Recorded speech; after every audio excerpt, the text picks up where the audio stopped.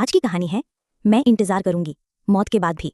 रमेश की पत्नी बहुत बीमार थी, बिस्तर पर पड़ी थी, लेकिन आंखों में वही पुराना प्यार था। एक दिन उसने धीरे से कहा, रमेश, एक दिन मैं चली जाऊंगी, पर वादा करो तुम किसी और से शादी कर लोगे ताकि तुम अकेले ना रहो। रमेश की आंखें भर आईं। उसने उसका हाथ थामा और बोला, अगर मुझे 100 जन्म भी मिले, हर बार मैं तुम्हें ही चुनूंगा, किसी और का ख्याल भी मत लाना। कुछ दिन बाद पत्नी चल बसी। शव यात्रा के दिन बारिश हो रही थी, जैसे आसमान भी रो रहा हो।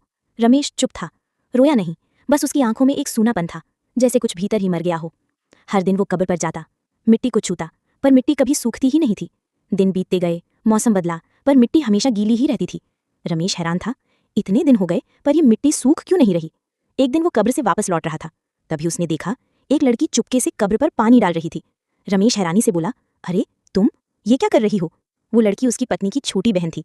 उसने मुस्कुराकर कहा, दीदी मरने से पहले मुझसे वादा ले गई थी, हर दिन मेरी कब्र पर पानी डालना, ताकि रमेश कभी ये ना सोचे कि अब वो आगे बढ़ सकता है। रमेश वहीं बैठ गया, कब्र को देखा और धीरे से बोला, तू चली तो गई, पर फिर भी मुझे किसी और का नहीं होने दिया। सच्चा प्यार मौत के बाद भी साथ नहीं छोड़ता। धन्यवाद हमें अंत तक सुनने के लिए।